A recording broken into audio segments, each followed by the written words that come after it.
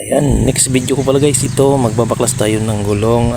Magandang tanghali pala sa inyo lahat. Pagkatapos ko pala kumain, nandito tayo. Tinawagan kasi ako ni Kuya kasi flat daw yung kanyang service. Ayan, kaya nga ayan, may butas pala yung gulong at saka pinalitan natin. Shoutout pala sa iyo Kuya. Ayan, baklas na natin yung gulong. Palitan na natin ang gulong at saka interior.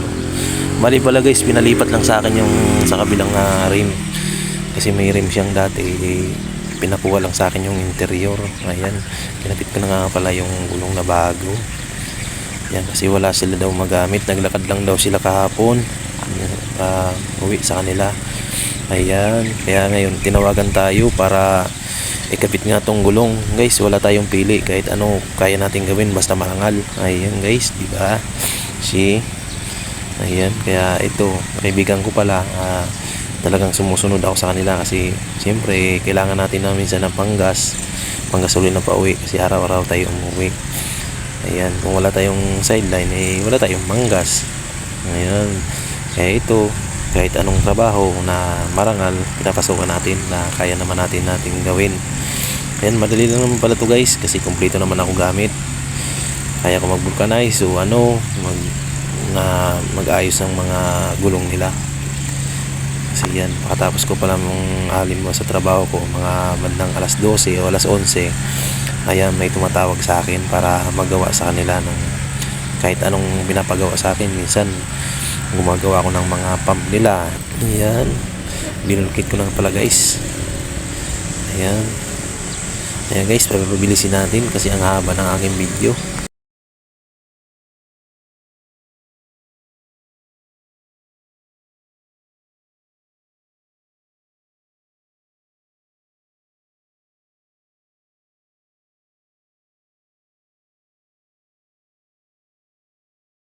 Ayan, tapos ko na pala guys bulkatin. Ayan, papahangin na natin kay Kuya kasi sakit na ng kamay ko, kaya hinanginan pala ni Kuya. Pinabumbahan ko nga pala guys. Ayan, yung na pala tinanggal natin, tinapon ko na kasi sira na. Ayan, kasi Kuya, shoutout pala Kuya. Ayan, mabait yan guys, kaibigan natin yan. Ayan, pinalinisan pala sa akin yung preno para malakas ang preno. Ayan, binumba na pala ni Kuya. Ayan, Kuya, hanggang 80 lang baka pumutok. Joke. Ayan, oh. Ayan, pinisil ko na kung tama na. Ayan, kakabit na natin na. Ayan, ginawa ko pala. Ayan, tingnan ko lang pala kung anong pwede na. Ayan, pwede na ba guys, tama na pala yung hangin. Kakabit na natin sa kanyang motor. Ayan, kaso nahirapan ako dyan guys magkabit. Ang daming washer linagay, kabilaan yung mga washer, saka may mga spacer na hindi naman pwede natin guys hindi ibalik kasi magsasayad siya. Kinonvert lang siguro tong mugs, kaya linagyan niya lang mga kabilaan washer, pati sa drum loob may washer, kaya nahirapan yung lodi. Ayan, naglalaglagan pa. Ayan, Fury pa yan guys, Fury 125. Pinabitan natin ng gulong.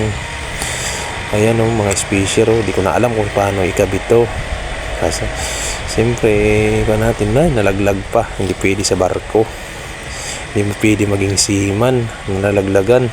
Ayan, kinuha na pala ni Kuya yung interior kasi sabi ko pala pahanginan niya muna para makita namin yung butas para ma-vulcanize ko pala guys, para ma-vulcanize natin para may reserva siya. Ayan, malapit na pala guys matapos. Ayan, dito na aking video. Thank you by watching, bye bye.